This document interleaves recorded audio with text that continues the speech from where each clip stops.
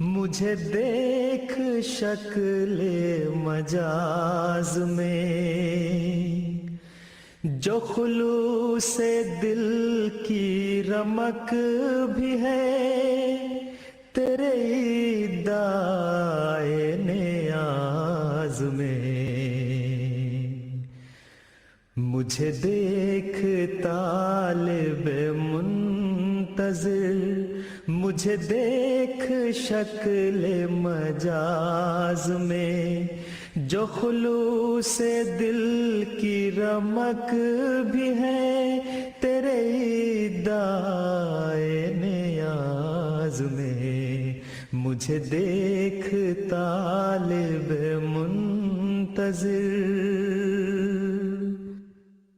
تیرے دل میں میرا ظہور ہے، تیرا سر ہی خود سر طور ہے۔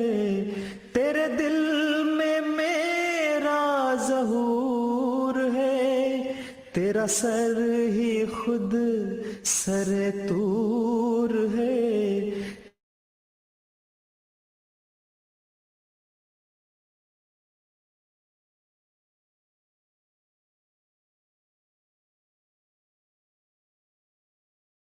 تیری آنکھ میں میرا نور ہے، مجھے کون کہتا ہے دور ہے۔ مجھے دیکھتا جو نہیں ہے تو، یہ تیری نظر کا قصور ہے۔ مجھے دیکھ طالب منتظر، مجھے دیکھ شکل مجاز میں، جو خلوص دل کی رمق بھی ہے تیرے ادعائے نیاز میں۔ مجھے دیکھ طالب منتظر۔ أعوذ بالله من الشيطان الرجيم، بسم الله الرحمن الرحيم۔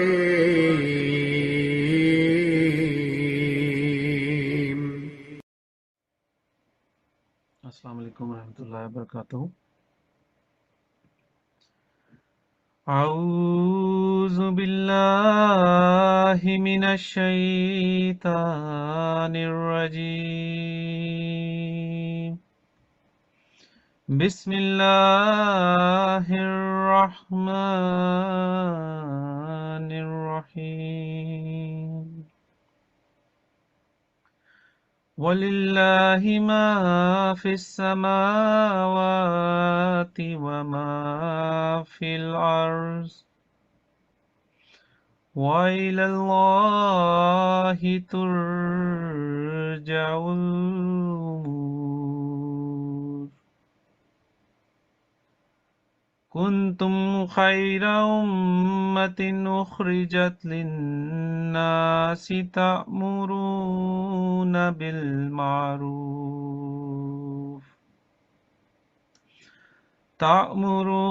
بِالْمَعْرُوفِ وَتَنْحَوْنَ عَنِ الْمُنكَرِ وَتُؤْمِنُونَ بِاللَّهِ،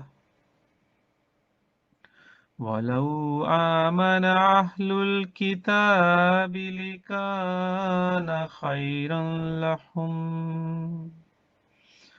مِنْهُمُ الْمُؤْمِنُونَ وَأَكْثَرُهُمُ الْفَاسِقُونَ۔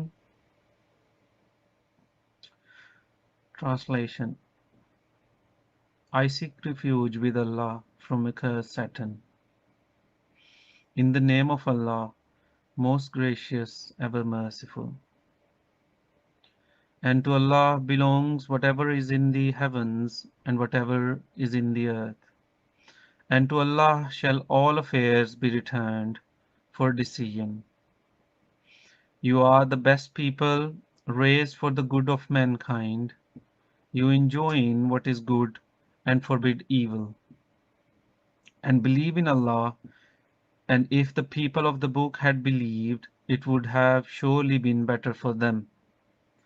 Some of them are believers, but most of them are disobedient. Urdu तर्जमा। मैं पनाह मांगता हूँ अल्लाह की दुत्कारे हुए शैतान से। शुरू अल्लाह के नाम से जो बड़ा मेहरबान और निहायत रहम वाला है। और अल्लाह ही के लिए है जो आसमानों में है और जो ज़मीन में है, और अल्लाह ही की तरफ तमाम अमूर लौटाए जाएंगे। तुम बेहतरीन उम्मत हो जो तमाम इंसानों के फ़ायदा के लिए निकाली गई हो। तुम अच्छी बातों का हुक्म देते हो और बुरी बातों से रोकते हो, और अल्लाह पर ईमान लाते हो। और अगर अहले किताब भी ईमान ले आते तो ये इनके लिए बहुत बेहतर होता। इनमें मोमिन भी हैं, मगर अक्सर इनमें से फासिक लोग हैं। जज़ाकल्लाह।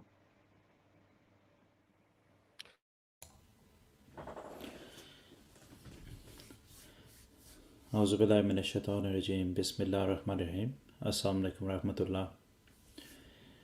We're back again with an evening with the stars, and we're here with the second part of this program, continuation of part 1, that we will be continuing our conversation with Mirza Naseer Ahmad, Murabbi Mirza Naseer Ahmad Sahib, and we will continue where we left off last week. First of all, I'd like to welcome Murabbi Sahib. Assalamu alaikum rahmatullah. Murabbi Sahib replied with wa alaikum assalam. Murabbi Sahib, I'm very thankful to you for taking time out and to sit with us. Although we only requested you for one program, you very kindly agreed to a second program, and you have given us time today as well. So we'll begin from Sri Lanka. First we'll talk about your time over there, and then after which we will move on to Manchester, and most of the program after which will be focused on Manchester mainly. Firstly, Mirza will show you a few pictures from Sri Lanka. After the viewers have been shown the pictures, we'll listen to a few events from Sri Lanka, and slowly we will go through pictures and discuss the events pertaining to those pictures, and also anything that you'd like to mention surrounding them, and those events will be discussed. So we'll move on to the pictures and we'll begin our conversation with Murabbi Sahib. I would like to request the viewers, you could send your messages via YouTube, and we will be able to convey your messages onto Murabbi Sahib. Please try not to send us messages via mobile phones, as it would interrupt the transmission, and any messages you may have will be passed on to Murabbi Sahib. So whichever format you're wanting to listen to, we do have video and English version of this program. Within the video description, you should have two options to either watch in Urdu or the English version. And if you're watching the English version and you want to switch over to Urdu, you have a link within the description to do that. Jazakallah. We'll look through some pictures from Sri Lanka, and then we'll go through the events. So the first picture is up on the screen.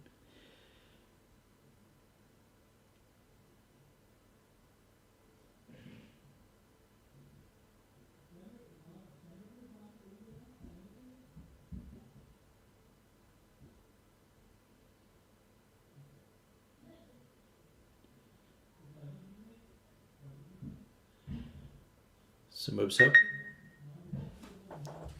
could you just tell us a bit about your time in Sri Lanka?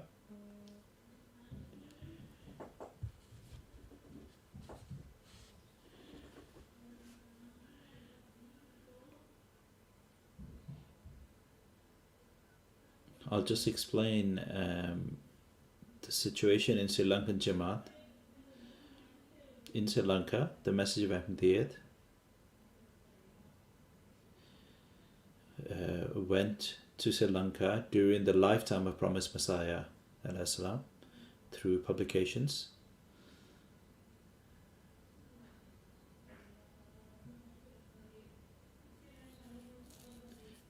It was thought that some publications from Review of Religion, articles and publications made it over to Sri Lanka. There was a Muslim publication whose editor was ILM Aziz, who was a well-learned scholar of Islam, and he was affected by the Review of Religion publication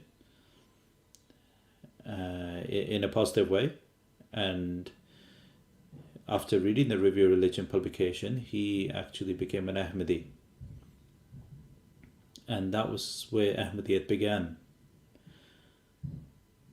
in Sri Lanka. More recently, Ghuram Misbah Balot Sahib, he dug out some old references which showed that the Review of Religion articles and publications were sent from somebody from South India to IL Abdul Latif Sahib. He was given the message from somebody in South India, and so he was fortunate enough to accept Ahmadiyyat at the time, and that's where the Jamaat was established from that point. Aylam Abdul Aziz Sahib, who was a scholar of Islam at the time, was able to establish a madrasa, a school for the teaching of Holy Quran, and that school had thousands of students, and he is one of the founders of that school. Unfortunately, that school is now under the control of non-Ahmadis, as he's taken it over. They've taken it over, and they don't want to associate that teaching complex with ILM Aziz Sahib, who initially founded it.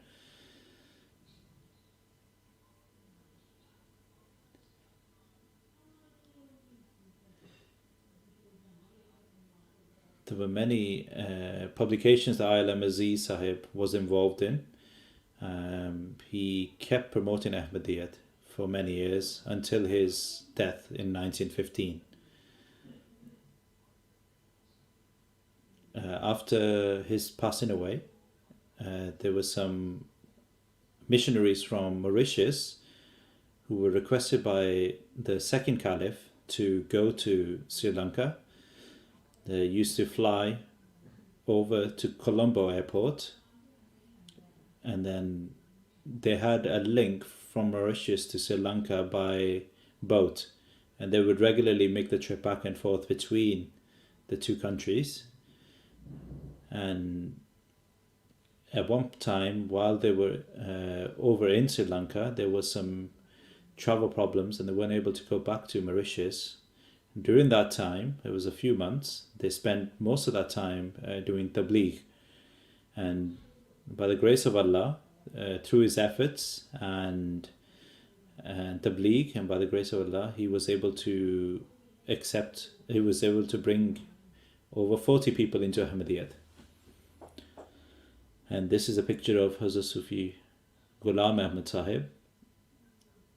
So before he went to Mauritius, after being reposted, he spent many months in Sri Lanka and was able to establish mission further.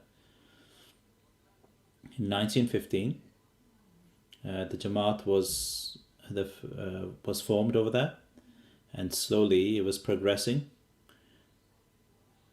And currently there are over 1,000 people, 1,000 to 1,200 people over there who have accepted Ahmadiyya, and it's been established over there.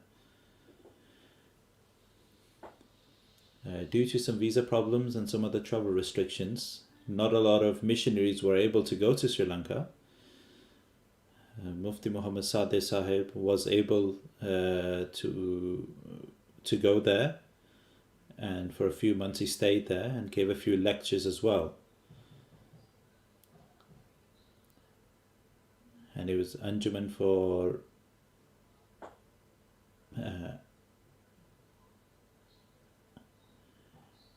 from India. Missionaries from India were able to go across to Sri Lanka to look after the Sri Lankan Jamaat for their tarbiyat, as well as their education, as well as the propagation of Ahmadiyyat within Sri Lanka.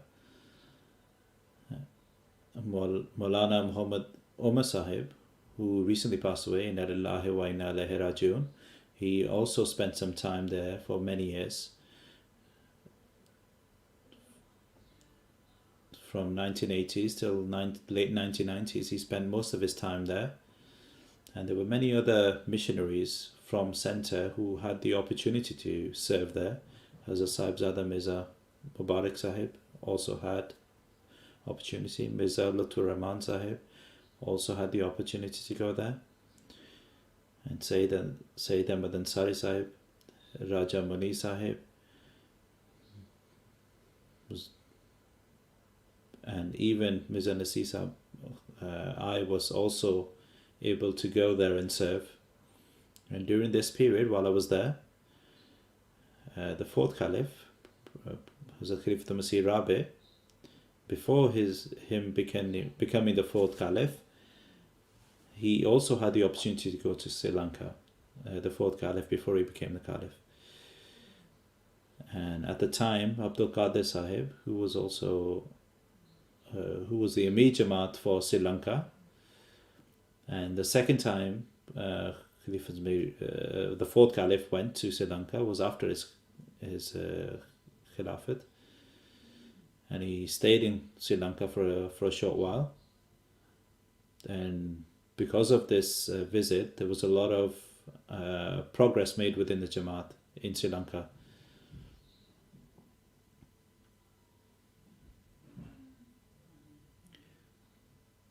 The fourth Caliph, Rahimahullah Ta'ala, Abdul Qadir Sahib was the only friend within the Jamaat who had a car, and nobody else had a car within Jamaat. And so that would explain to you how financially unstable the Jamaat was in Sri Lanka. But by the grace of Allah, since then, within a few years after that the financial situation of all the members became a lot more stable, and they were blessed with a lot of financial stability. And that was a blessing, one of the blessings of the visit from Khalifat Masih Rabi, the fourth Caliph, was the financial stability. So the old mission house, which you can see the picture of, it was in a bad situation initially, but when Hazur came, there was some funding available, and the mosque got refurbished. The Jamaat was also able to purchase some properties as well, and this was a blessing. And there was a spread of Jamaat at that time within that area. So this ILM Abdul Aziz Sahib, so the actual Jamaat started being established in 1907, and then from then up till now, the Jamaat has made a lot of progress. Even though it's a small Jamaat,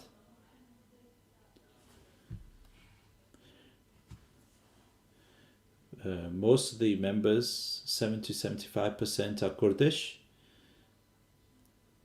Some 17-18% were Tamil Indians, and considering the proportion of our membership, considering the amount of Ahmadis that are in Sri Lanka, we don't even make up a percent. We're only a small amount. But we are making a lot of progress in Sri Lanka, and it's a strong Jamaat, and they are financially stable, and they are making progress. And unfortunately, we've had 2 shahadats there as well, 2 martyrs. But the Jamaat members are not afraid to continue propagating the message of Islam Ahmadiyya to the population of Sri Lanka. So this is a brief introduction of the Jamaat, and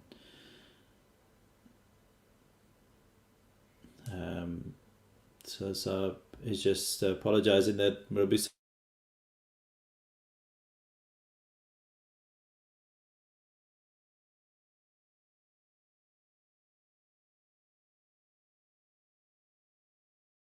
Sahib is unable to see the pictures, requesting this while we resolve the issues with the broadcast.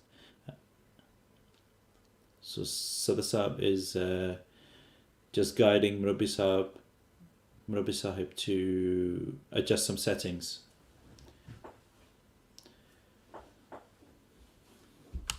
So we're just awaiting the technical issue to be resolved.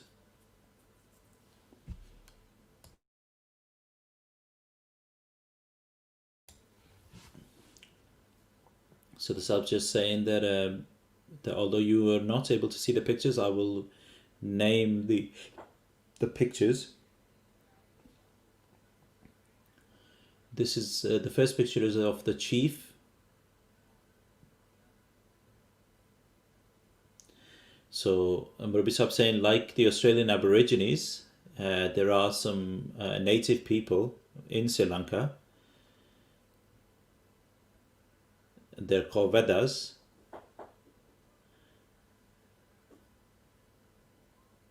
They are the native people of Sri Lanka. Although there's not that many in population, they're mainly concentrated in a few pockets around the countries. They tend to live out in the nature, with their mountains and hilly areas. So this picture is the chief of that village. We visited him, but I will mention more about him later. I'm going to talk about the mosque. This is a picture of the mosque, which is a beautiful mosque. In 1932, this was built in Nogombo. That's where it was established. Most of the population is in Nogombo, and then after that it's in Colombo. In Colombo now we have a big mission house and a mosque, and also missionaries stationed there. And the main center is in Colombo, but in Mogombo we have a big piece of land over there. We have 2 big halls within the mosque, and then there's a mission house, and even a graveyard nearby. And a lot of the members from early days of the Jamaat in Sri Lanka are buried there. So they're the 2 big Jamaats in Sri Lanka, Negombo and Colombo.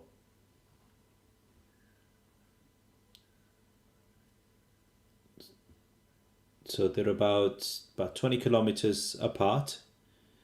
They are quite close together. So the Sahib is saying that we'll move on to the next picture. Hazrat Salman Osman Abdul Majid. So in 1915, he was there,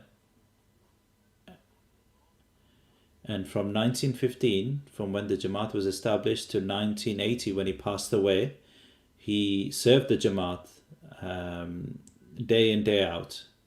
And he published magazines, one called Islamic Historian and The Message, two magazines that he was involved with.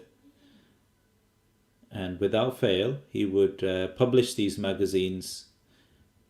And even though often he wouldn't have enough food to eat, he made sure that the magazine was published without fail.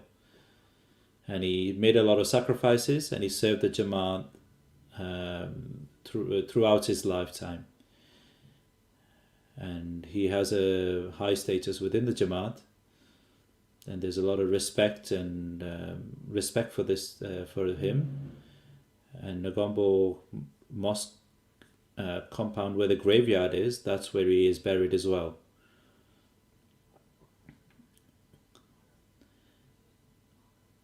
Osman Abdul Majid, he used to write the magazines himself.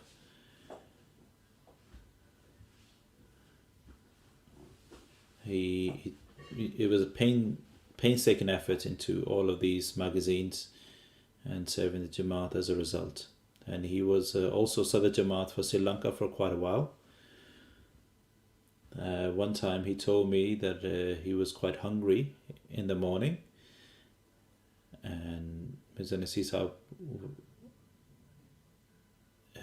he went to his grandfather at the time, and he said, "I don't have much to eat. Would you be able to spare something?" And even he said, "I don't have anything to give you."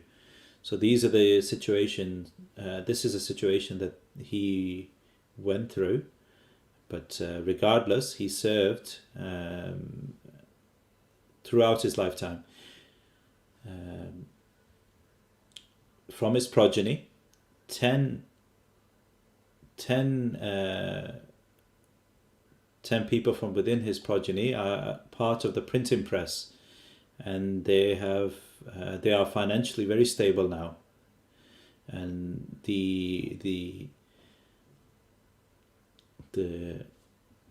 granddaughters, grandsons, and so on, they've been serving Jamaat in the same way that he served Jamaat as well during his lifetime. And they're all attached to the Jamaat, and they are serving continuously within Sri Lanka. During the time of Khalifa Murabbi, when he was fourth caliph, when he was in Sri Lanka,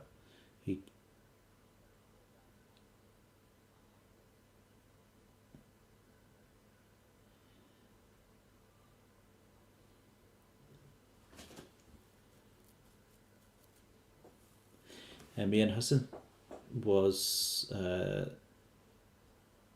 president of the Jamaat from his progeny, and also he has his own business, but he's also serving Jamaat.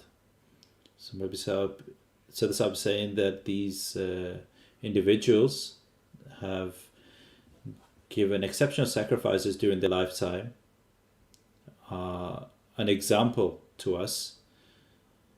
And we've noticed that we've always seen that those who always sacrifice for the Jamaat are always blessed immensely in their lifetime and also within their progeny. So the next picture is a cutting from a newspaper. There was a mention of a president of Sri Lanka. So this incident, Murabbi Sahib saying, this incident is from 2006, 12th October 2006, is when an Ahmadi was martyred near Gagongo. He was Khadim in mosque. He was martyred. There were a few other martyrs before him.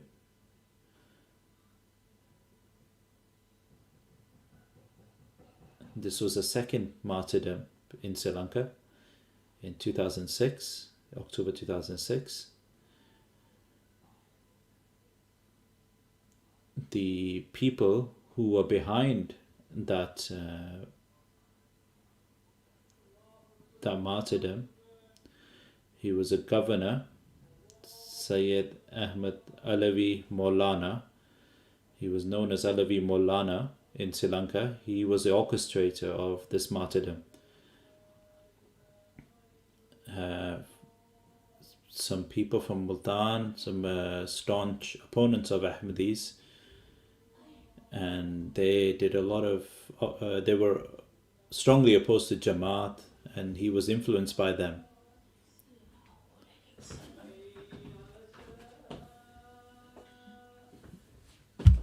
So undeniable sources were eventually able to reveal to him, to reveal to us that these were the people involved in this martyrdom.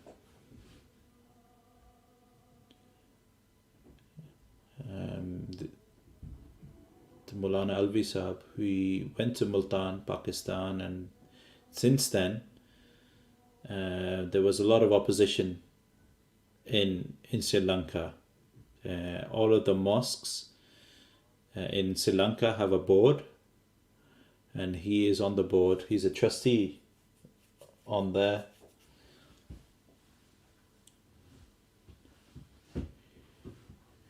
And there was a lot of opposition started as a result. There was publications. There was some publication, and there were translations made, and there was a lot of opposition as a result. And there was a big wave of opposition within Sri Lanka as a result. And these were the events leading up to this martyrdom. There were some Pakistani Ahmadis who were asylum seekers within Sri Lanka. There were some attacks on them as well, but by the grace of Allah, they were saved. But no more than a week later, this Khadim Masjid from Negombo was martyred. The police, following the report to the police, received the report. They wrote the report, but they never carried out the investigation into the murder, into the martyrdom.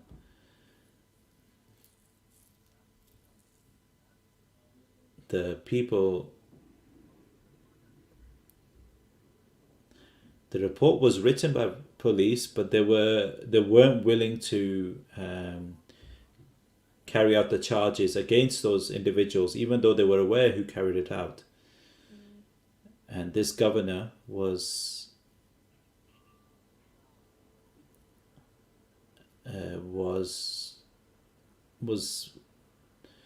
everybody was scared to pursue any legal pursuit against those individuals because of this governor, and they were scared to do anything from fear of reprisal from the government. And without any sort of action, it was just left, and the situation continued. During this time,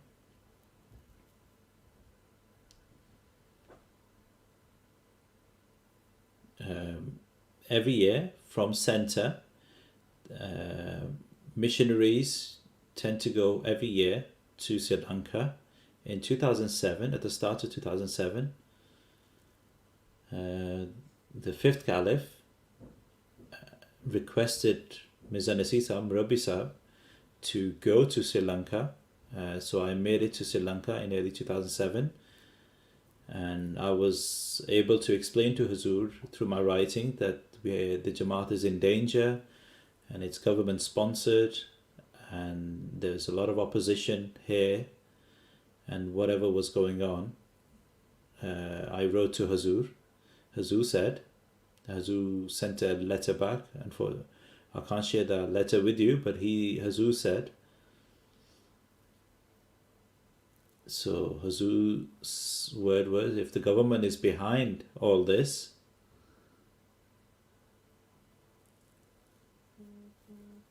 but we've got Allah with us. Those were Hazur's words. That even if they are against us, we've got Allah with us.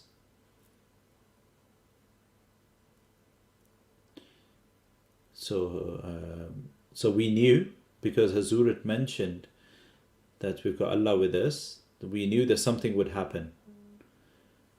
And we were astonished. In November 2006, this governor had an interview published, 22nd November 2006, in the Morning Leader publication. This interview was published. A lot of questions were asked of him, and one of which was regarding Ahmadiyya, and he was asked about Ahmadiyya and Khatm Nabuwwat, and he said, Na'uz Billah, we don't think that Holy Prophet ﷺ is the last prophet, and these Ahmadis, they're spreading kufr.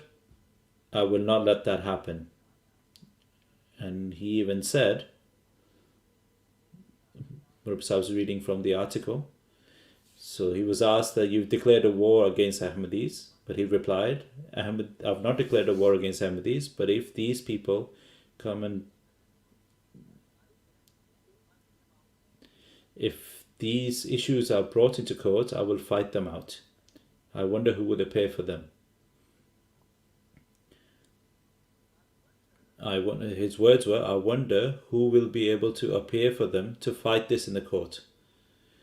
So he was so confident that nobody would have the power or ability to oppose him on this subject. And the Jamaat over there didn't have any status as such to argue our case, but Hazur has said that we have Allah on our side, no matter what happens. By the grace of Allah, Jamaat's human rights advocates were able to help us during this process. There was an advocate in America,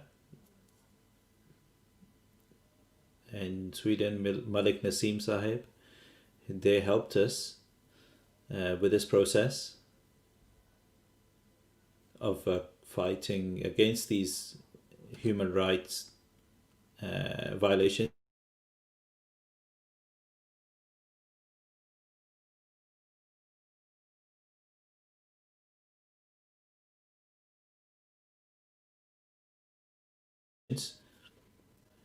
Commission was stolen.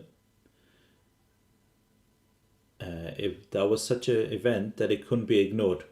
The police was activated and they found the van. When they got the van, the perpetrators of the theft, the police dealt with them the way they do normally with thieves. They took them into the jail and they tortured those perpetrators, and the thieves said all the names, and one of which included the person who martyred the Ahmadi in Gombo, and they were able to get that person on that charge, and that's how Allah Ta'ala was able to catch them. And he was, so one way or another, the person got his punishment.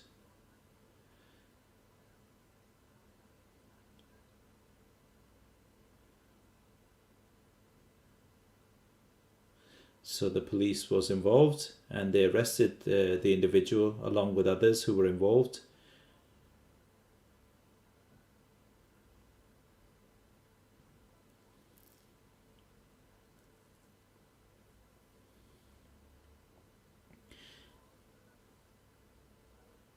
the police arrested the individuals, and the police commissioner who was investigating this theft of the van mentioned that he has suspicion that the murder that happened of the Ahmadi brother, they were also involved in that, and they were able to get confession from those individuals as well. So after that,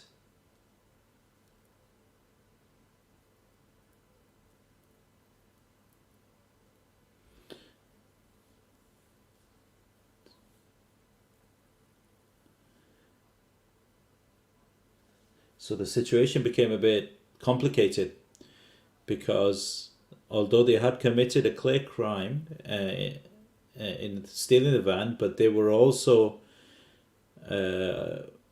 struggling because this individual had also murdered somebody, which they were condoning.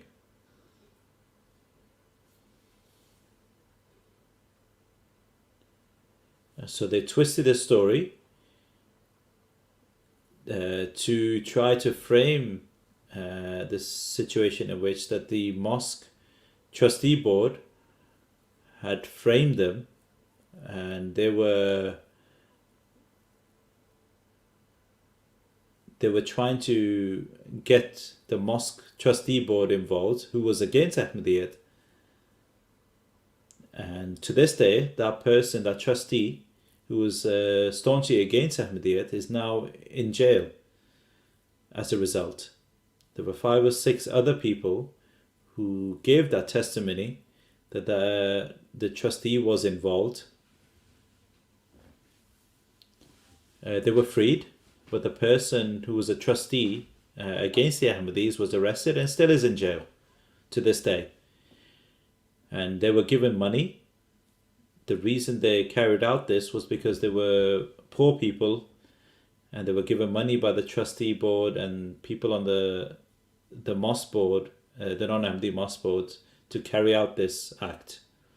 And to this date, the case has still not been decided, but Allah subhanahu wa ta'ala made sure that the person and the people in the government who were responsible were caught in such a web that they were arrested, and they're still to this day in jail awaiting trial.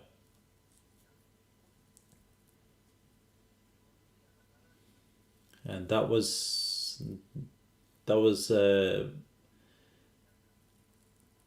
way that Huzzur's letter came into fruition, that Allah will be with us to fight these perpetrators and these injustices. After this, another thing that we witnessed, like I mentioned earlier, we had a few human rights advocates from America and Sweden, and a few other organizations within Jamaat. They've been fighting tirelessly to obtain justice.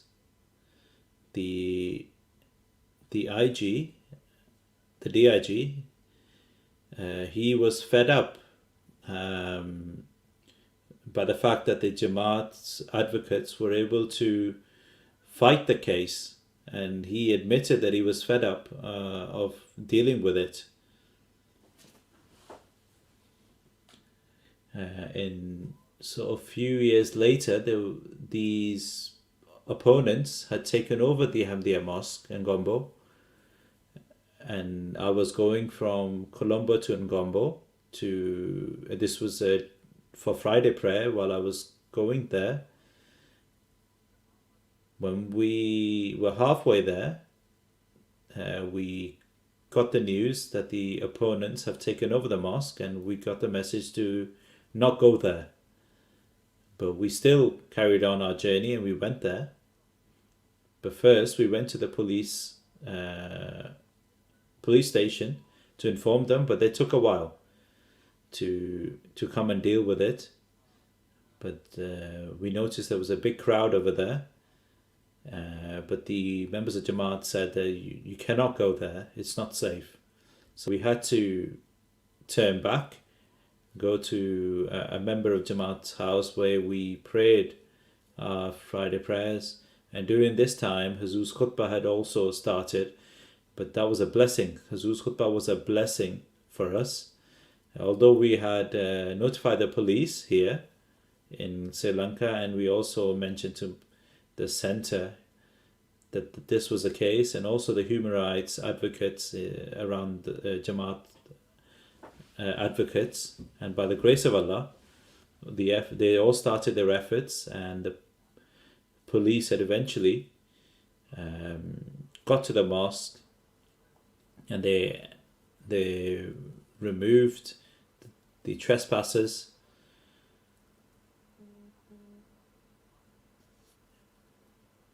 And the police had chased them away, and the mosque was cleared out, and the possession was given to us again. And the opponents were defiant. They were thinking they will stay there and this will be their mosque. They took over the mosque. They sat inside. They blocked the roads around. They were expecting to keep hold of it. And then after which they were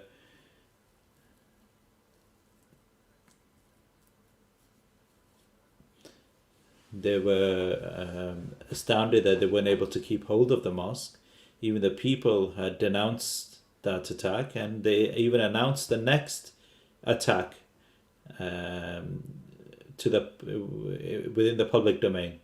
They said that we will do it again next week, but the police but the advocates and the pressure from Jamaat was so much that the police made sure that that didn't happen.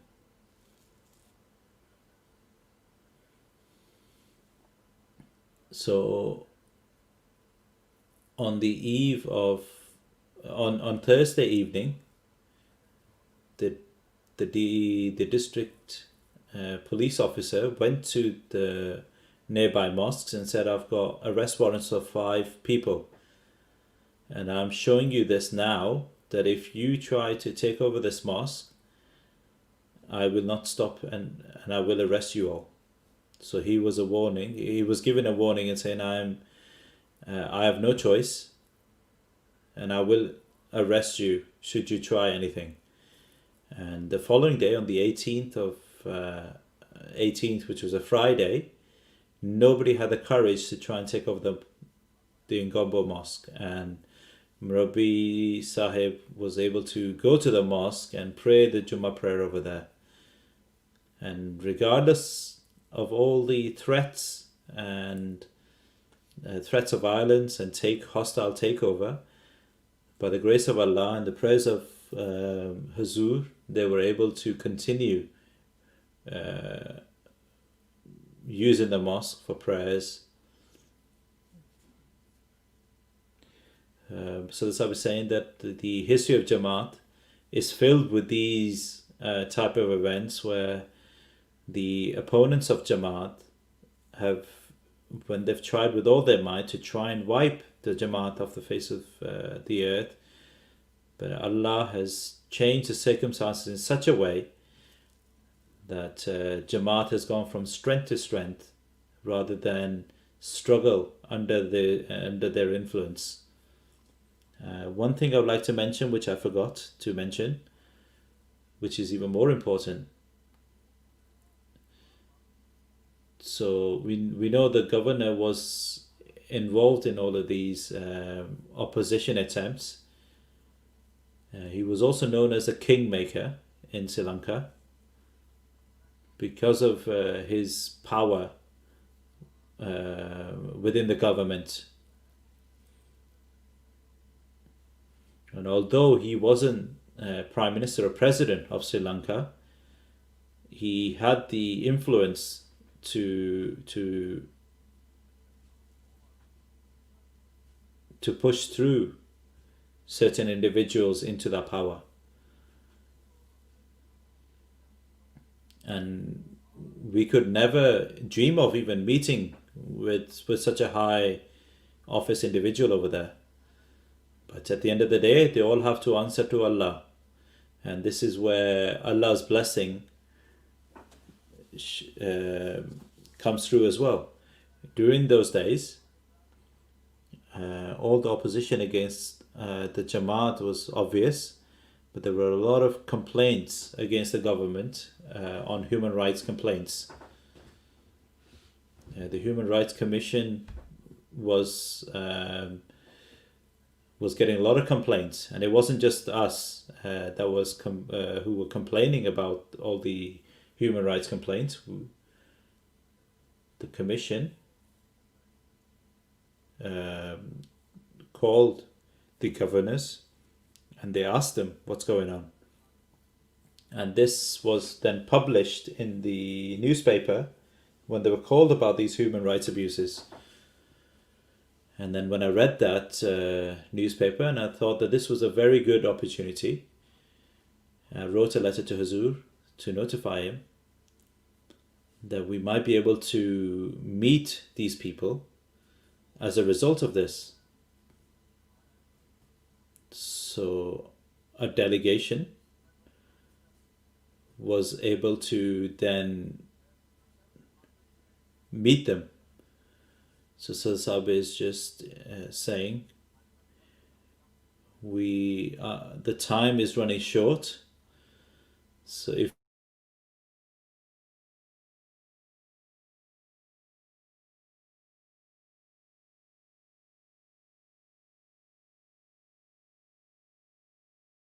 we can shorten this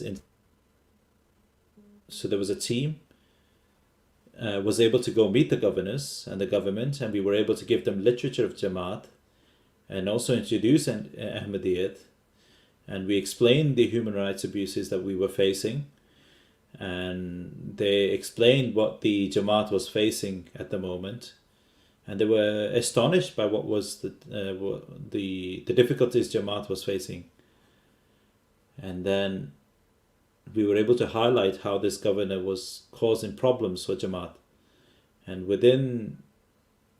in front of the Prime Minister, the President, there was a big inquiry and big inquisition into his role.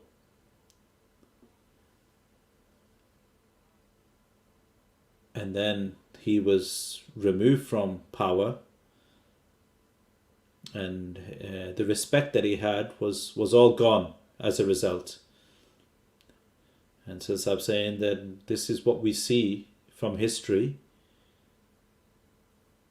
In history, Sadr Sahib is saying that we're going to take a short break, where we're going to have a short nazm, and then in a few minutes' time we'll be back.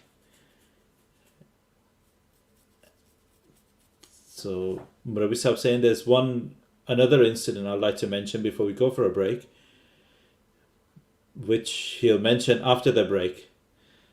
Murabbi Sahib saying that he will mention that straight after the break. So viewers, we're going on a short break. If you'd like to go get some refreshments, we're going to listen to a short nazm, and then we'll be back in a few minutes.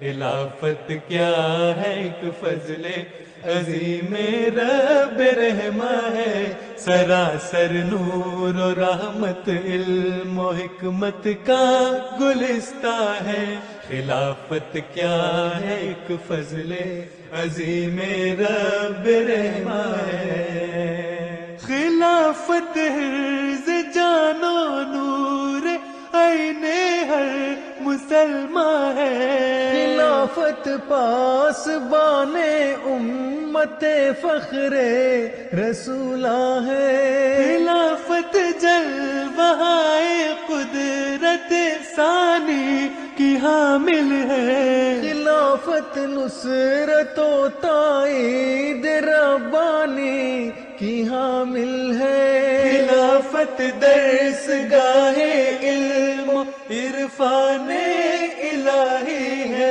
خلافت اس زمیں پر آسمانی بادشاہی ہے، خلافت اس زمیں پر آسمانی بادشاہی ہے۔ خلافت کیا ہے ایک فضل عظیم رب رحمہ ہے۔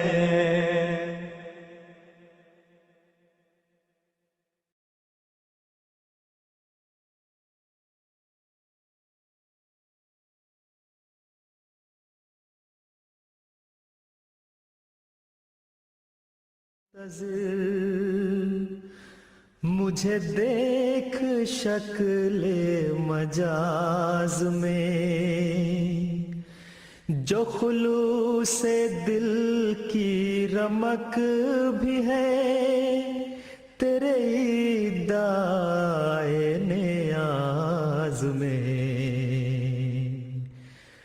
مجھے دیکھ طالب منتظر، مجھے دیکھ شکل مجاز میں، جو خلوص دل کی رمق بھی ہے، تیرے ادعائے نیاز میں۔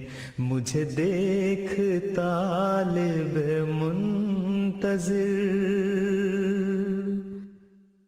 تیرے دل میں میرا ظہور ہے، تیرا سر ہی خود سر طور ہے، تیرے دل میں میرا ظہور ہے، تیرا سر ہی خود سر طور ہے، تیری آنکھ میں میرا نور ہے، مجھے کون کہتا ہے دور ہے، تیری آنکھ میں میرا نور ہے، مجھے کون کہتا ہے دور ہے۔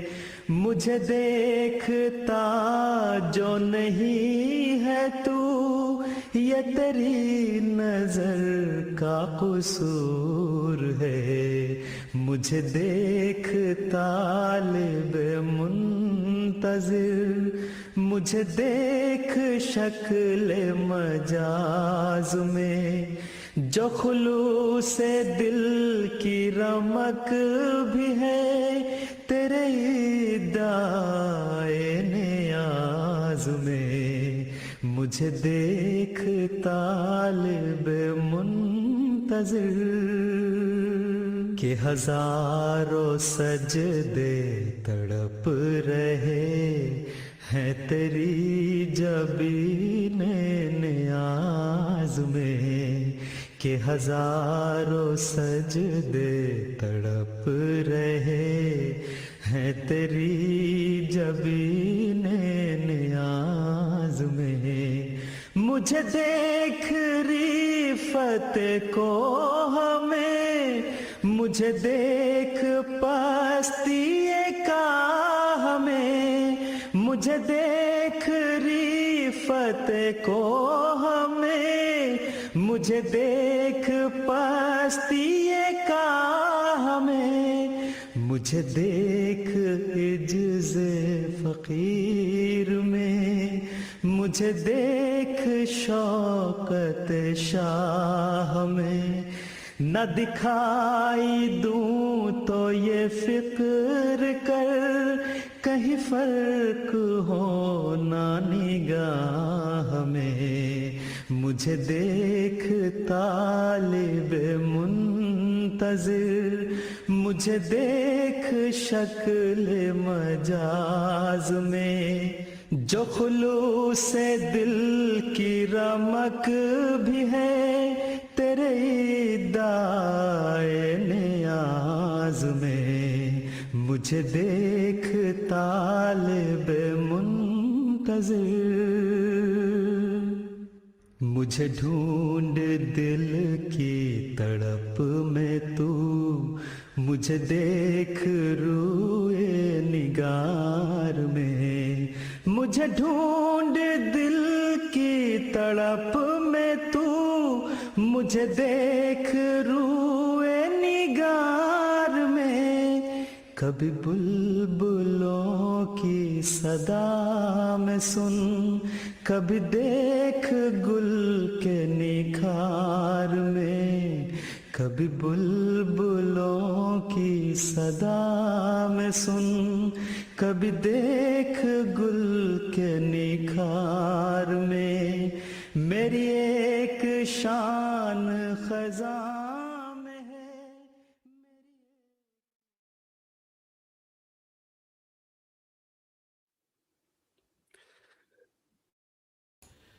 Assalamu alaikum warahmatullah. Dear viewers, Jazakallah for your patience.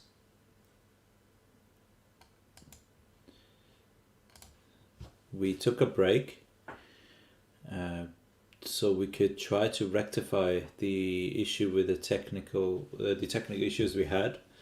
During the break we were able to resolve those issues, and we'll continue with our conversation with Murabbi Sahib.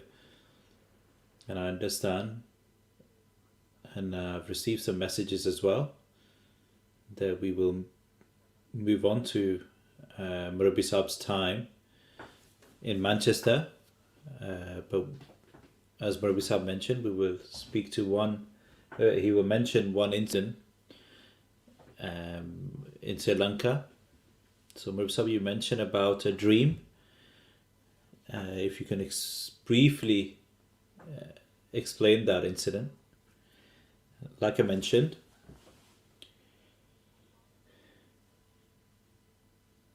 so we had the opportunity of sending various missionaries in Sri Lanka, but they weren't able to stay for very long. There was one missionary, Muhammad Ismail Sahib, Maulana Muhammad Ismail Sahib, who had the opportunity to spend the most time there. He went with his family, and all his children were born there. He had the most time. He spent the most time in Sri Lanka. Soon after he got there, promised the second caliph saw a dream. So you have to understand, the most dominant language in Sri Lanka is English, then Sinhalese. But as the second caliph,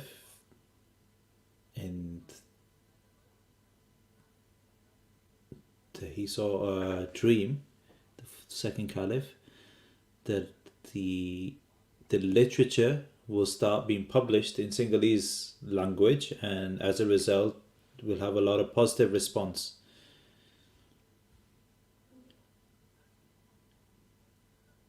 And then he started thinking that what kind of language is Sinhalese? I've never heard of it. And then my eyes opened, and then not 2 days had passed. There was a letter from Sierra Leone that the literature should be in English. And even though our language is Sinhalese,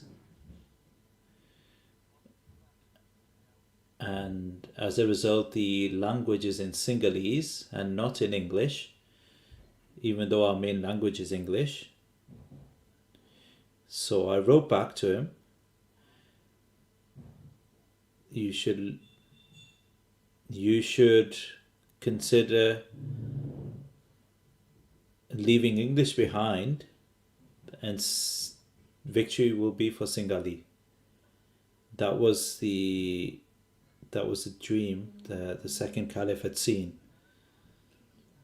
And during that year that he saw the dream, the things changed so much in Sri Lanka that the prime minister who came into power, he was a socialist-minded prime minister, and he although he was a Christian and a lawyer, he became a Buddhist, and he said, if I become the leader of the country, and I will make the Sinhalese language the official language of Sri Lanka. And after he won the election and he became Prime Minister, he put that into action.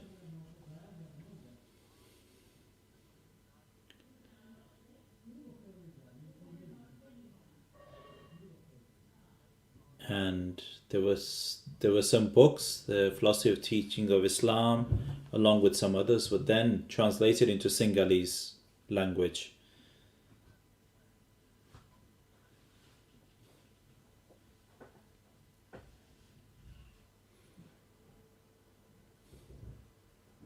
And these books were translated into Sinhalese language.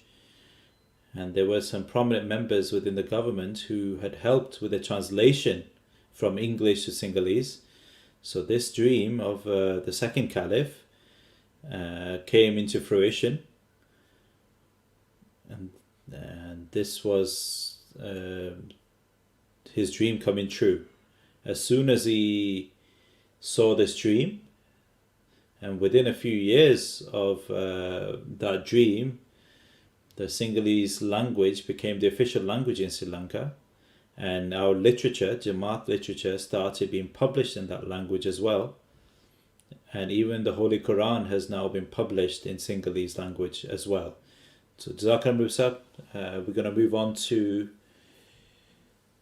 the section of the program that a lot of people are looking forward to, which is your time in Northwest, especially in Manchester. So we'll show you a few pictures. Hopefully you'll be able to see them as well as our viewers. So the first picture, so we'll go through all the picture package and then we will discuss, and we can bring back the pictures that you'd like to discuss. So this is the old mission house. It's near Withington Road. That's where our first mission house was. Straight away, I'm receiving some messages.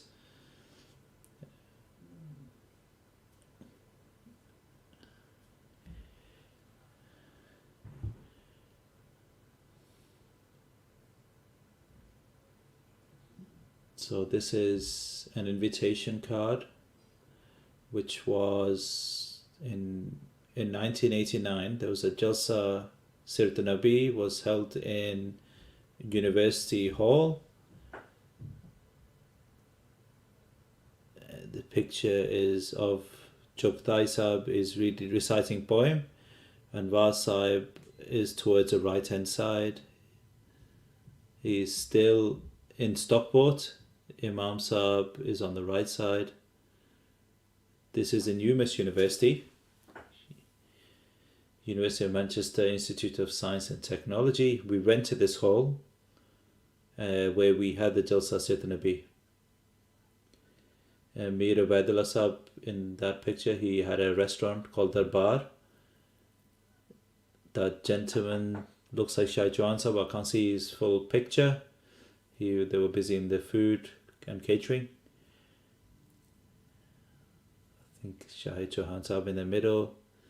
So this is the Atfal Ijtima from 1991. Imam Sahib is distributing the presents, and this is in the mosque. This is number 1 Clarendon Road Mosque.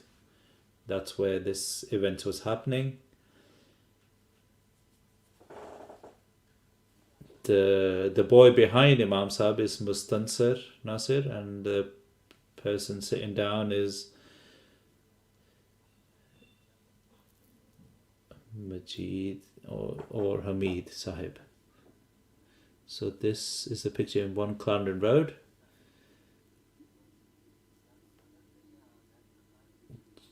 Javed Sahib, he's there. He was either Sadr or Khudam al-Ahmadiyya at the time. So this is the Ijtima again.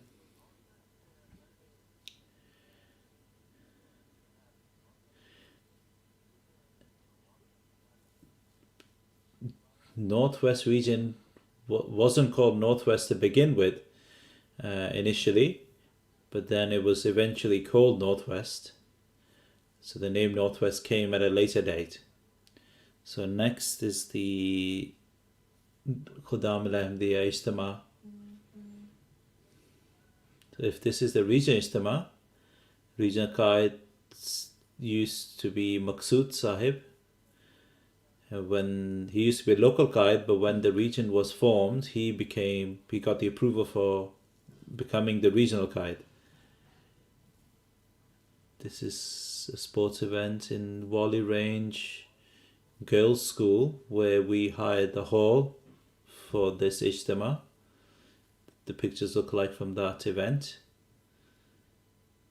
These are the pictures from that time.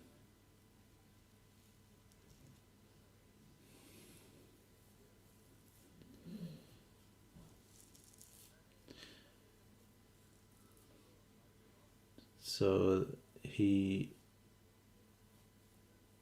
Murabbi Sahib is mentioning somebody who sent a message on YouTube.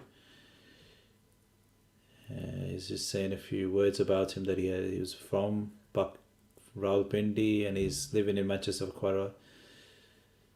There's quite a few people who are sending messages, who are sending their salam to Murabbi Sahib as well. So we'll move on to the next picture.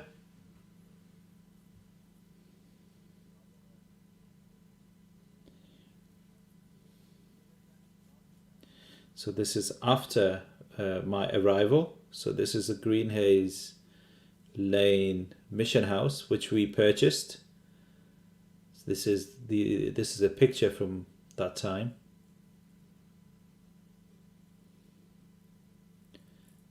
So the refurbishments happening.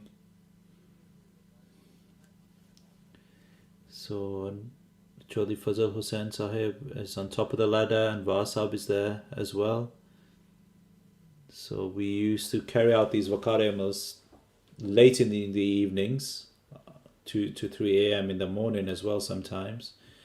And when we received the keys, we started the Waqar amal.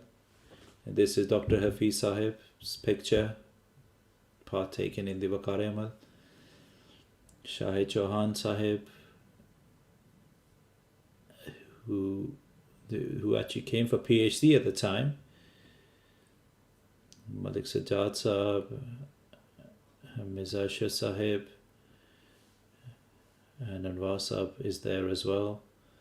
This is refreshment during Waqar amal. Mirza Sahib, he lived in Manchester for a very long time. He was almost like the aborigine of Manchester. He was one of the first few members of Jamaat in Manchester.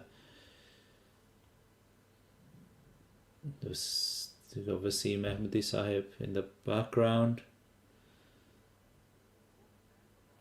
So there were 2 big Waqar amals that took place. So this picture is of some event. This perhaps was during the centenary in 1989 in 1 Calendar Road. We erected a marquee and held the centenary event. Got quite a few members there.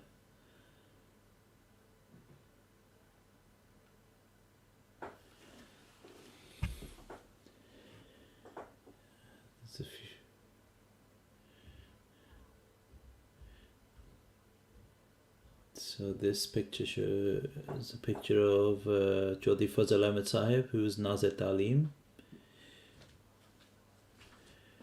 There was an MP at the right hand side of Anwar Sahib who was invited to this event during the centenary event, and he gave a talk. And the right hand side is Abdul Basit Raju Sahib in the white achkin. And Rashid Bhatti Sahib is in the other picture. Rashid Bhatti Sahib was the first president of Manchester. But before that, it used to be Qureshi Abdul Rahman Sahib. He was the first in charge or caretaker, although the Nizam hadn't been established at that time. because he was the elder at the time, he was given that responsibility. But after the Nizam was established, I can't recall what this picture is from. This is perhaps from where children's awaiting Khalifa Rabi, the fourth Caliph's arrival. So this was the welcome for the fourth Caliph. At the time, Malik Akram Sahib was in charge at the time. This looks like some sort of event.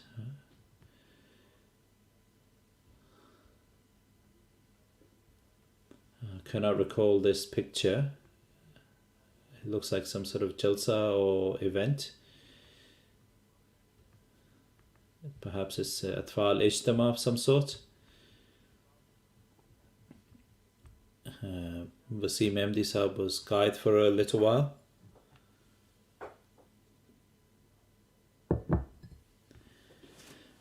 This is a picture with Huzur during his welcome. Huzur's right hand side is Dr. Saeed Sahib, and the other Sahib is Imam Sahib.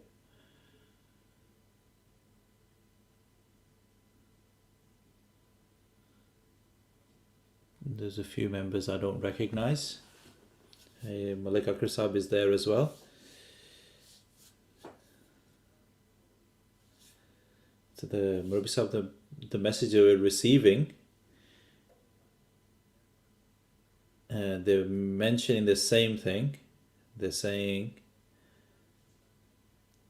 mashallah, Murabbi Sahib has an excellent memory. So Murabbi Sahib saying Mia Wahab Sahib, who was from Preston, he was his son, Aqid Mia, and now he's in London. Wahab Sahib is the uncle of Mahmud or Harun Sahib.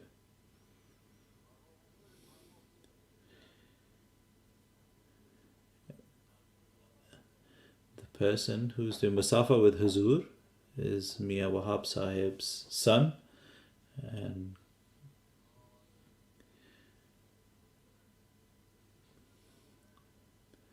there's a few pictures that Murabbi Sahib is trying to recognize faces from.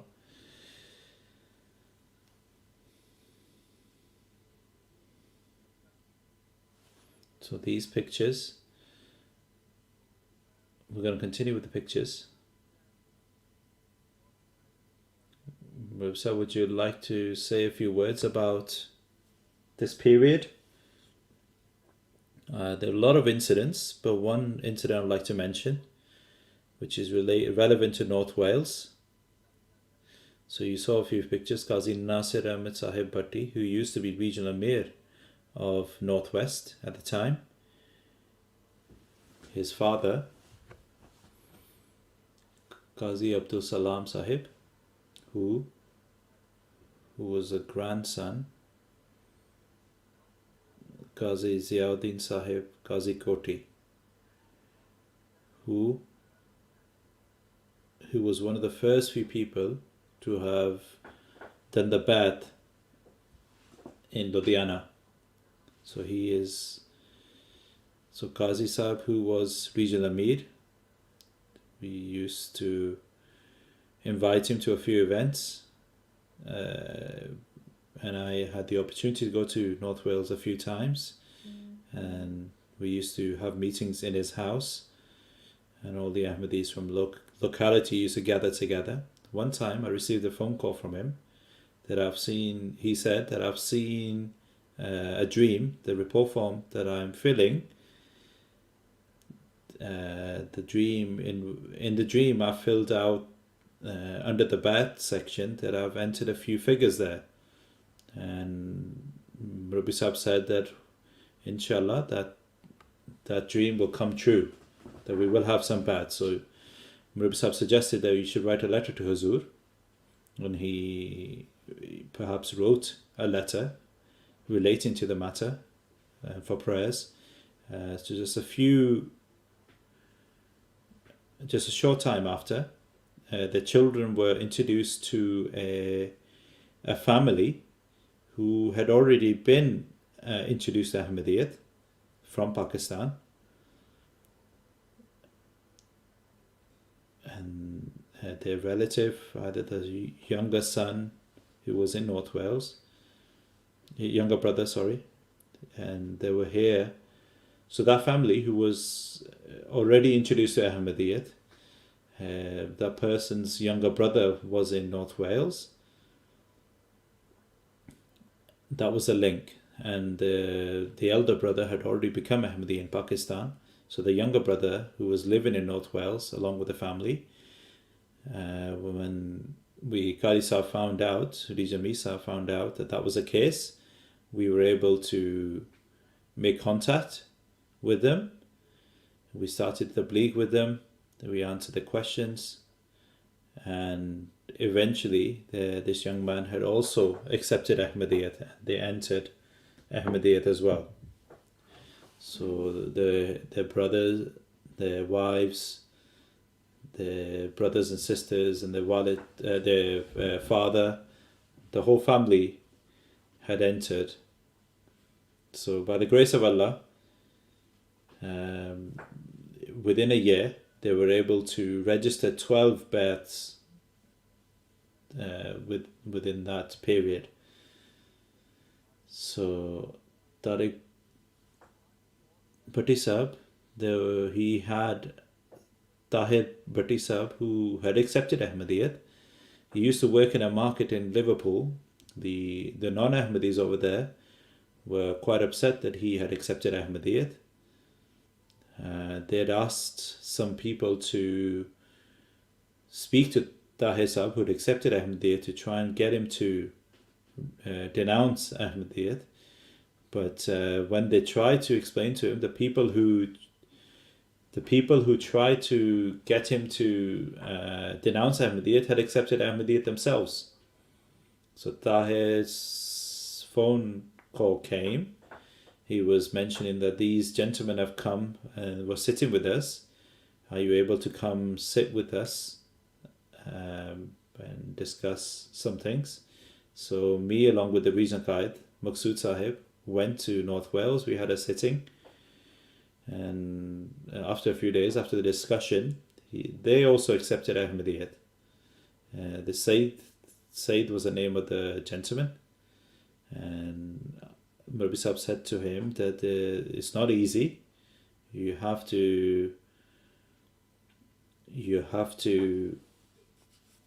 face a lot of difficulties. So it's not easy to accept Ahmadiyyat. And there's a lot of difficulties that we'll face in the worldly affairs. So by the grace of Allah, after they accepted the Bai'at, the people who sent him to get Tahir Sahib to denounce Ahmadiyyat had the fact that he'd become Ahmadi as well. They became very angry, and they planned to beat him. And they actually beat him up, and he was in hospital for a while. But by the grace of Allah, he survived. But that was the incident that I would like to mention. That just mention this dream coming true, where a whole family had become Ahmadi. Murabbi Sahib, I would like to show you a picture, which is a very special picture, and I'm sure you'll have a few things to say about it. Hazrat Maulvi Hussain.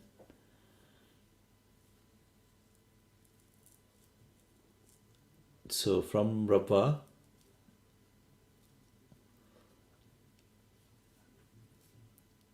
Hazur had asked him to come from Pakistan to Jalsa in UK.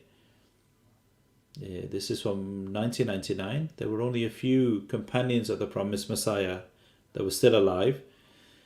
So the fourth caliph was always keen to get people to benefit from these companions of the promised Messiah, alayhi salam.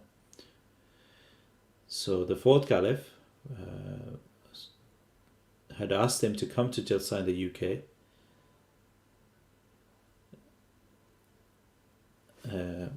After a few days,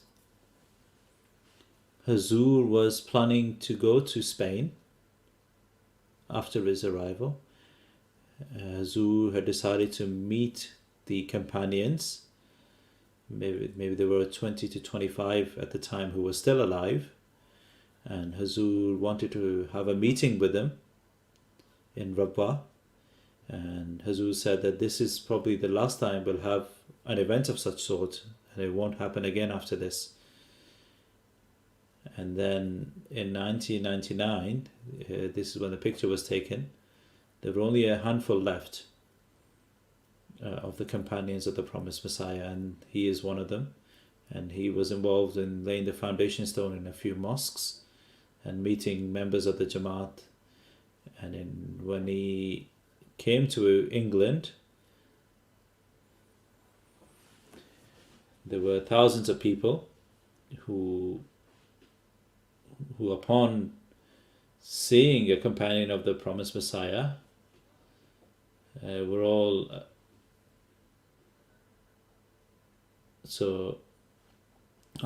when we were back in Manchester, I discussed with Anwar Sahib, who was the president, and I mentioned to him that we should invite him. We would like to bring him to Manchester so we can meet him. So the youngsters as well as the elders will be blessed. And Anwar Sahib at the time was very happy, and we both went. We'd already agreed with Maulvi Sahib to bring him to Manchester. He was staying in Coventry at the time with his grandson. So Salim Ahmad, or Muhammad Salim, was the name of his grandson, and he came along with us. So we'd already informed Jamaat that we will bring Maulvi Sahib to 1 Clarendon Road, Mission House. It was a 3-story building. The third Caliph had also visited that mission house. There were quite a few personalities, pious members from the Jamaat had visited that mission house. Malik Salahuddin Sahib, Mirza Naseer Ahmad Sahib, Ustad Chaudhry Shabir Ahmad Sahib. A lot of elders had visited that building. That building has a lot of blessings. So Maulvi Sahib visited the mission house. He gave a speech. He also mentioned an incident with my grandfather as well. My children met him as well as all the children in Manchester who were there. And by the grace of Allah, a big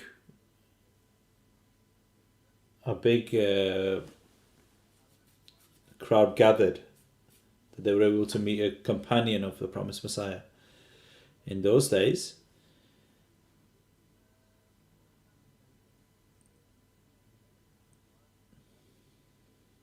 I can't recall whether it was a few days before or a few days after Maulvi Sahib's arrival, the mission house, who's passed away now, Chaudhry Sahib, he was going to Lake District and he visited the mission house. The following morning, he was leaving. He had an inspection of the mosque. He looked at the building and said,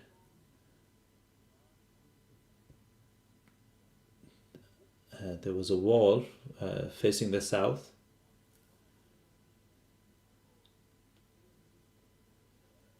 The south-facing wall was looking a bit wasn't looking straight. It was a slight tilt to it.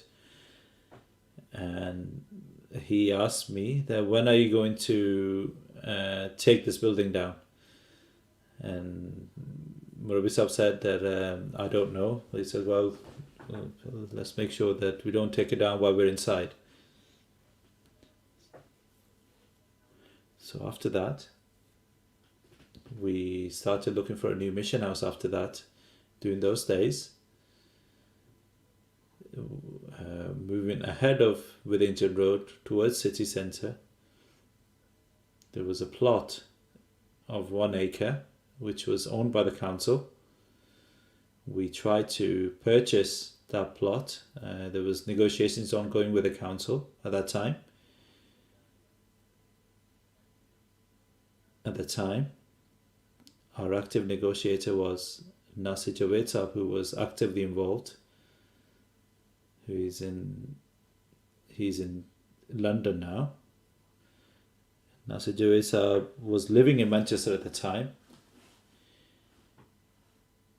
He had come from Pakistan on a 1 year's leave, and we'd given him the responsibility. He was very good with public relations.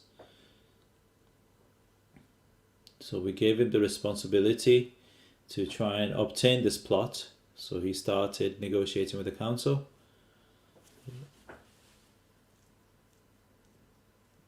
So this Naseer Sahib, he's in the picture with the Maulvi Sahib on the left hand side of Maulvi Sahib, and looks like his children with him. So he was the one involved with the council to try and obtain that land. So when Maulvi Sahib arrived, I realized that he's a companion of Promised Messiah, that if he can come and pray with us at that plot, so that we get blessings from it.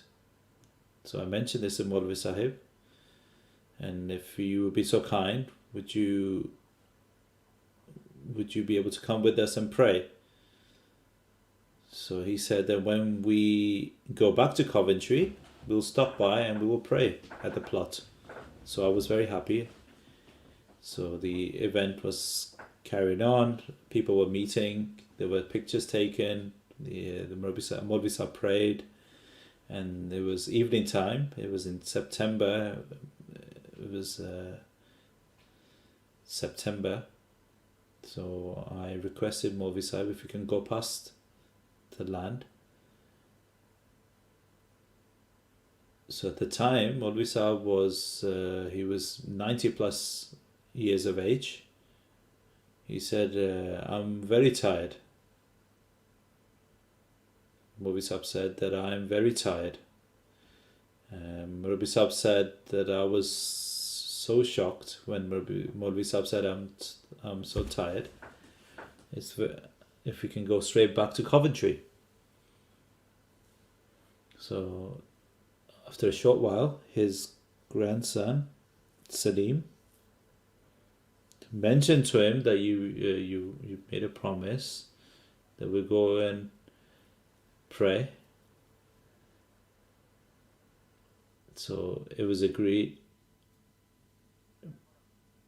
Maulvi Sahib still said that I'm too tired. I want to go back. So we were extremely disheartened, and we were upset and concerned. But after a short while, Maulvi Sahib said,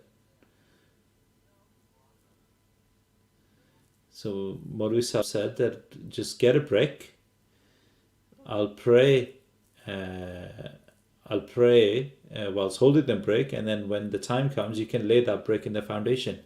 So I quickly went and got a brick, and I went to Maulvi Sahib and asked him to pray. And Maulvi Sahib held it in his hands and prayed. And I took a piece of paper, I wrote a note, and I wrapped that brick up and made sure it was sealed and kept safe. And we took Maulvi Sahib back to Coventry. But I had a feeling it was still in my heart that we weren't able to take Maulvi Sahib to the land, and he wasn't able to step on it. So regardless, so we carried on with our efforts to try and purchase that plot. At one point, a stage had come that we were even starting to get architects, Munir Ahmed Sahib in Coventry, who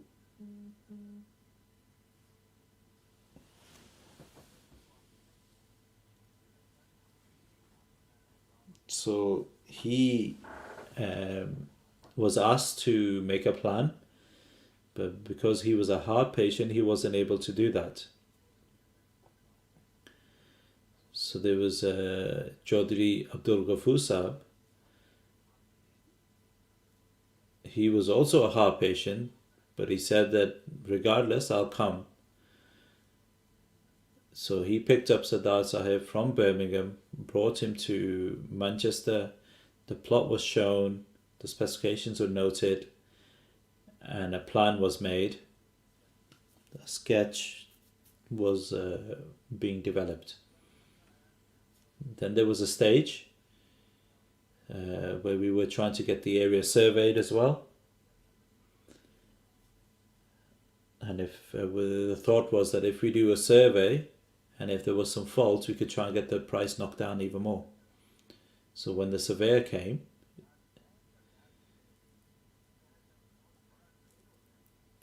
the surveyor said that in the middle of this plot,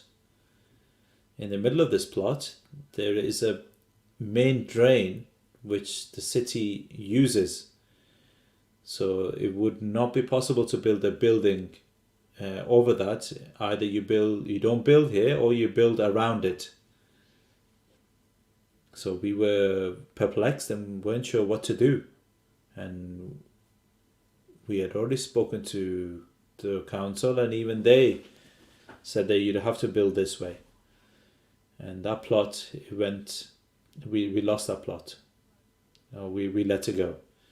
So the strange thing is that we were forced to let it go.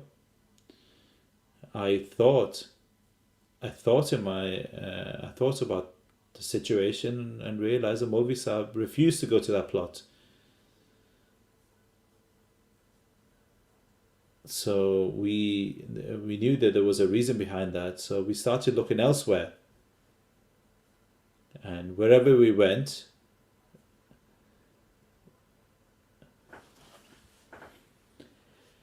so our heart wasn't setting on any plot that we went and visited. So what happened was, one day, so we had a message from Hazur that we needed to deliver to somebody. Anwar Sahib and I delivered that message, and on our way back, we received a phone call from Sayyid Mansoor Shah Sahib,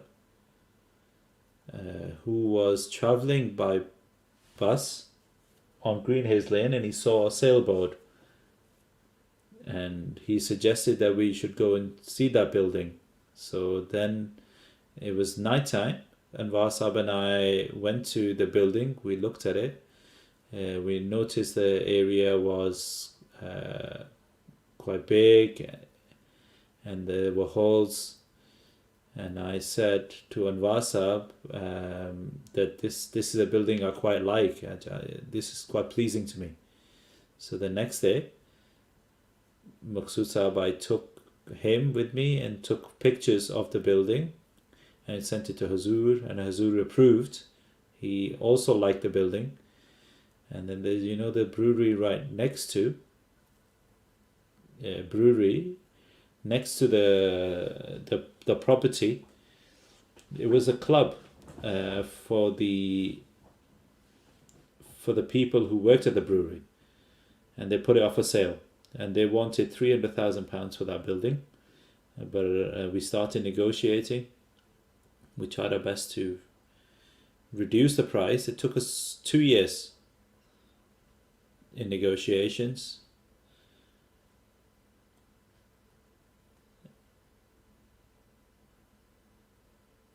There were many stages of that negotiation, but the initial valuation of 300,000, we managed to negotiate it down to £175,000 was the final price we paid for it. And at that time we realized, I remembered, that Maulvi Sahib, when he refused to go to the plot, we knew that will not be for us, and we would lose that plot. And that was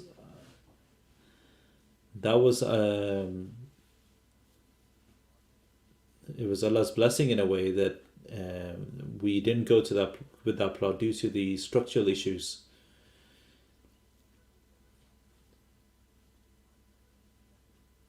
And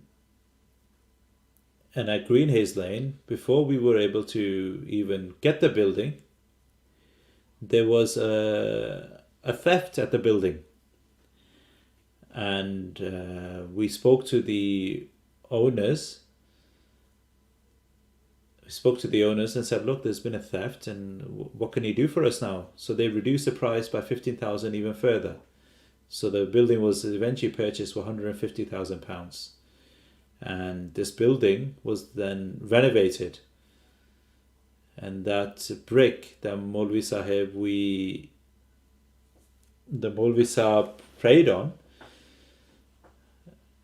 was then 20 years later used as a foundation for this mosque in 2009.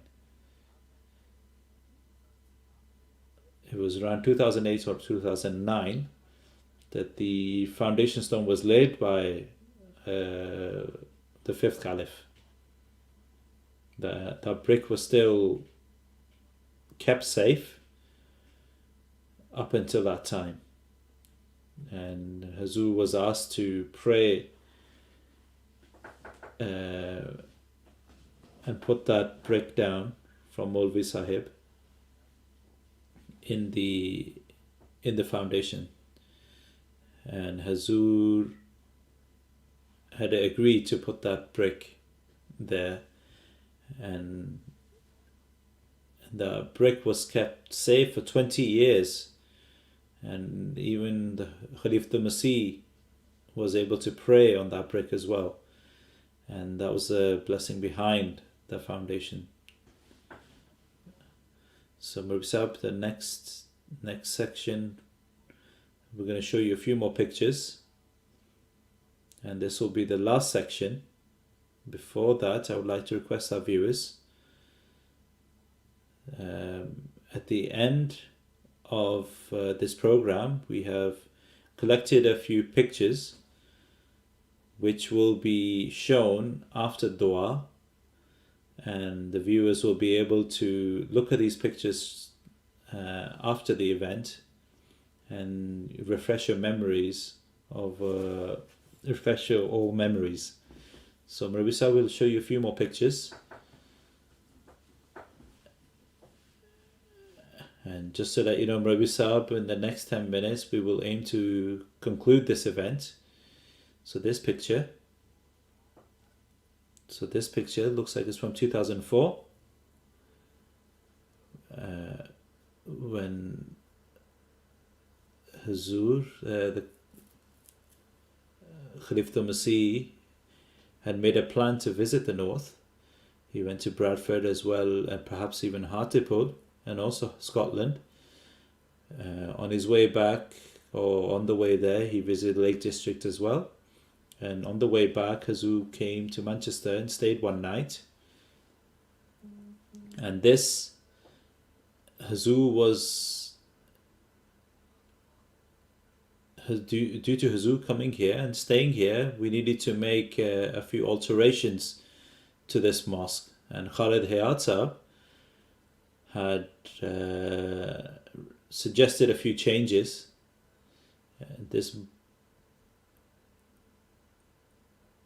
So this Mukarima was done to try and rectify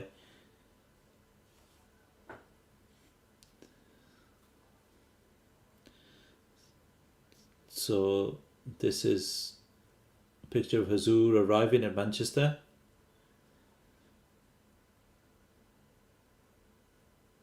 So this, I wasn't aware that I had a picture with Hazur. Qazi Naseer Sahib is there. Khalid Hayat Sahib is also there. Khalid Hayat Sahib suggested. So he suggested that the long alleyway leading up to the hall was blocked. And Khalid Sahib suggested that we should have a door there. So it's not blocked. So the door was added. And the door was added there. So the Murabbi Sahib, this picture, when Hazur was in the office, so there was a visitor book there. So when Hazur arrived, he was in the library. I requested Hazur if you could write a few things in the visitor book. So I requested Hazur that if you can come to the office and sit there, and if you could sign over there. So Hazur very kindly came to the office, sat down in the office, and Hazur with his pen, and I think I gave Hazur the pen to write this. So during this time, when Murabbi Sahib presented the pen to Hazur, Hazur had said, "Is this a special pen?" And Murabbi Sahib said, "No, it will be a special pen now." Murabbi Sahib was saying that I'm not sure who has a pen now, but I think somebody took it from me. So this is the next picture. So these are some pictures after Hazur had left. Some people had gathered together. So these are the members who took part in Waqar Amal. They were quite regular. So all the members in this picture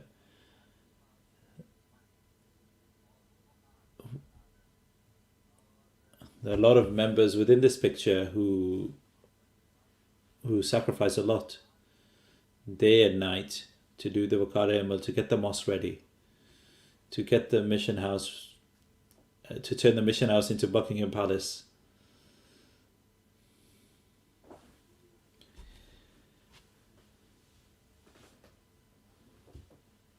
So Murabbi Sahib just having a close look in the pictures now.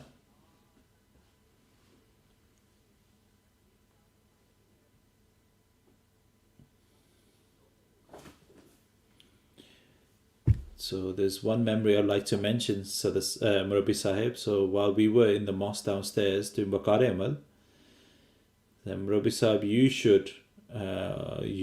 used to always get involved with us, and 2 to 3 a.m. in the morning, you used to be with us and used to make us tea as well.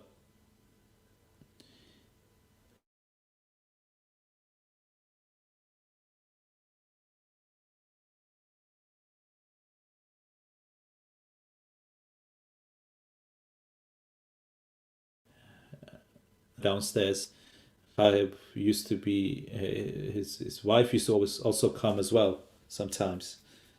So Murabbi Sahib, would like to show you the last few pictures of different events of different people, and then we will conclude the event. So Daud Qureshi Sahib. So during his time, the foundation stone was laid for the new mosque. So that brick that was wrapped up and kept safe was given to Qureshi Sahib. I think Qureshi Sahib, he used to be in Scotland, but I've heard now that he may be moving to London eventually, but currently he's in Scotland. And this is Malik Sahib. He came, Muhammad Akram Sahib, he was also my class fellow. And after my time in Manchester, he was in Manchester. During his time, Khalifatul Masih Rabi, 4th Caliph, during his tenure, the mission house Green Hills Lane was inaugurated.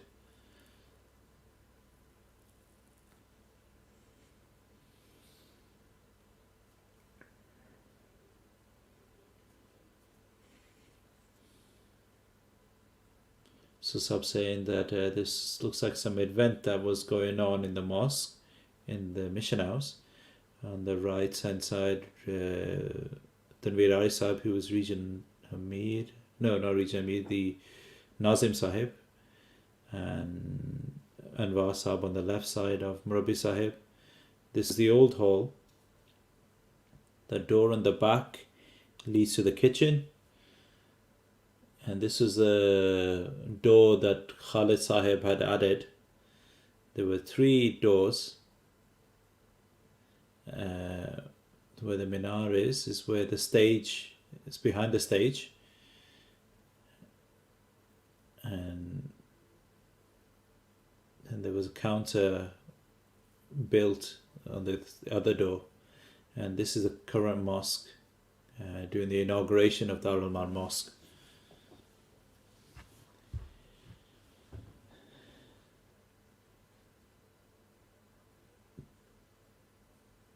When the Khalifatul Masih Rabi, 4th Caliph, was given a map, a ground plan for this mosque, when it was presented, Hazur had drawn a line. He'd drawn a line when the original plans were given to 4th Caliph, that he'd drawn a line that in future the mosque could be built on this, and that's where the mosque is currently built now. And this is during the inauguration of the mosque when Hazur came.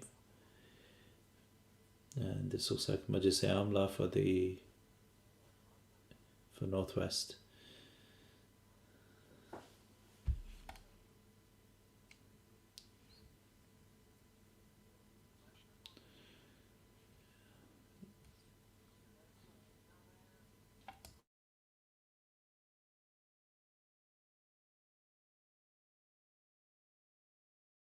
Murabbi Sahib is just identifying a few people in the picture. On the right hand side of Hazur is National Mir Sahib, Rafiq Hayat Sahib. On the other side is Regional Amir Sahib, Dr. Naseer Chaudhry. Then Nazmi Allah Sahib, Dr. Tanveer Arif. And then on the other side of Hazur is Amir Sahib, Nasir Khan Sahib, Murabbi Sahib, and a few others.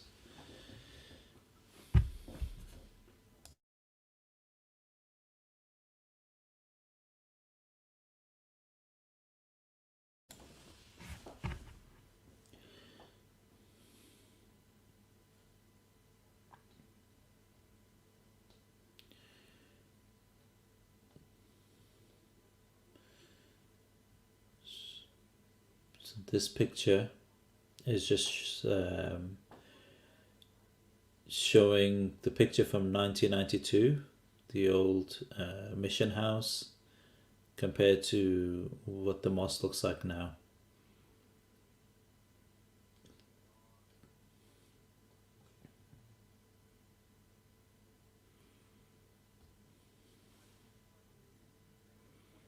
So one of the viewers has sent a message. The reason Anwasa wasn't in the previous picture was because he was busy with something in the other side of the mosque. So this picture just shows the progress of the transformation, or the transformation that was made from old mission house to the new mosque. So Murabbi Sahib, we've run out of pictures. If you can mention one last incident, so we can come to the conclusion of this event. Although I would like to continue, but we have to, the time is ticking on, we have to conclude our event.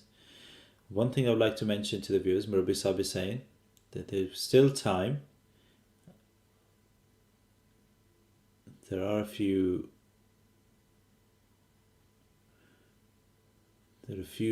members in Manchester,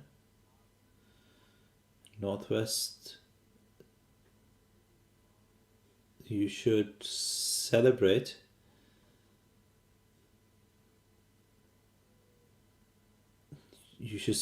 Northwest Jamaat, and Anwar Sahib has a lot of information regarding to this. You can get some old pictures from the members who have been in the Jamaat, Manchester Jamaat, for a very long time, which includes Basit Sahib's family as well as Anwar Sahib.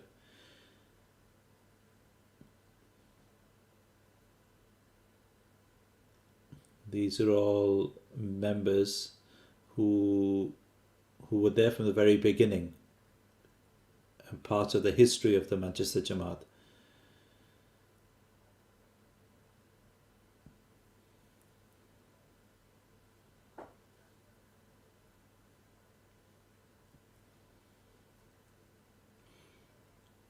Mirza just mentioning some members from in and around the Northwest region who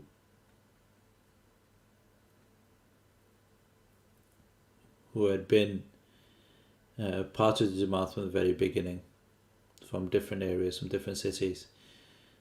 So he is suggesting that we should speak to these individuals and we should start recording and celebrating the history of Northwest, and we should even try to gather as much information as well as pictures and start writing some sort of history of the Northwest. And you should try to get in touch with members who have even moved out of Manchester that may have some background into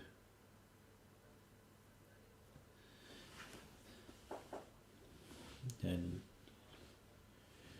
the first missionary of Manchester, Anis Rahman Bengali, he used to overlook the whole of North at the time, Yorkshire, Northwest and beyond. Anis Rahman Bengali Sahib was the first missionary. I'm not aware of anyone before that, and then Mirza Mahmud Sahib after that. He stayed there for 5 to 6 years in Manchester, and then the old mission house. The inauguration of that mission house, maybe you can get from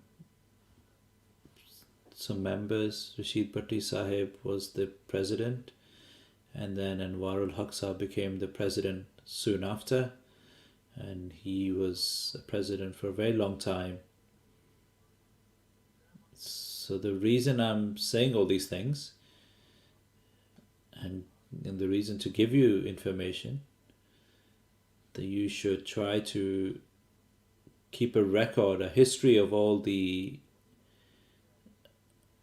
progress we've made in Manchester, especially when we still have a few founding members of Manchester Jamaat, Northwest Jamaat, with us before they move on. It'd be best to collect all the information, pictures, and collate it together.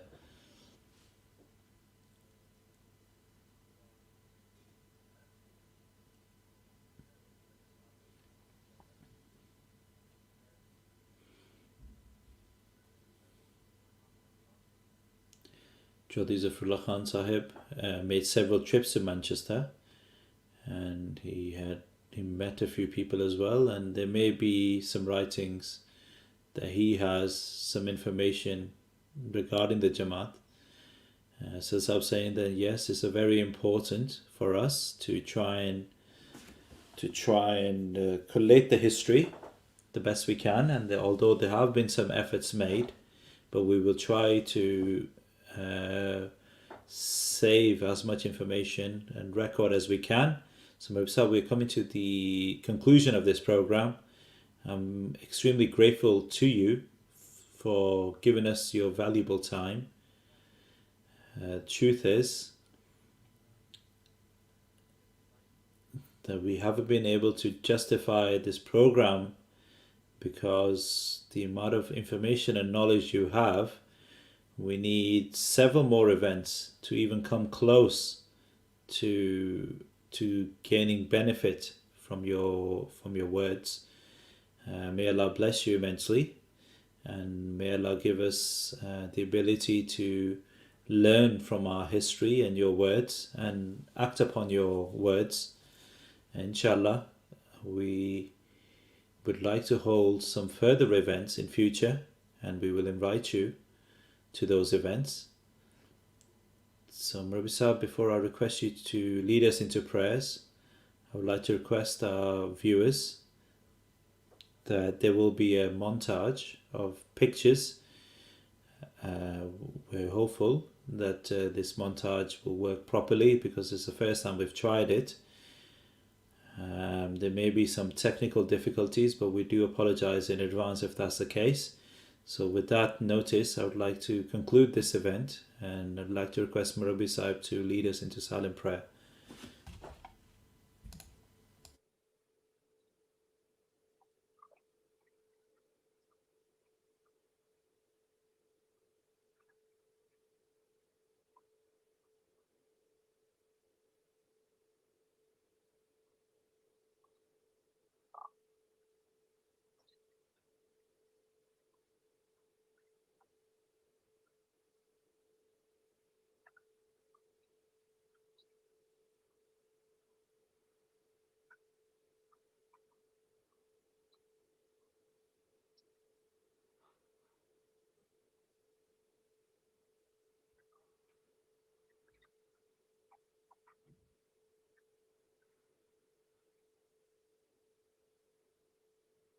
آمین. جزاکم اللہ خیر. جزاک اللہ. السلام علیکم ورحمۃ اللہ وبرکاتہ. محبت کے نغمات گائیں گے ہم، اخوت کی تانے اڑائیں گے ہم، جہاں تک نہ پہنچی ہو آواز حق، وہاں جا کے قرآن سنائیں گے ہم، جہاں تک نہ پہنچی ہو آواز حق، وہاں جا کے قرآن سنائیں گے ہم، وہاں جا کے قرآن سنائیں گے ہم، وہاں جا کے قرآن سنائیں گے ہم، جہاں تک نہ پہنچی ہو آواز حق، وہاں جا کے قرآن سنائیں گے ہم، وہاں جا کے قرآن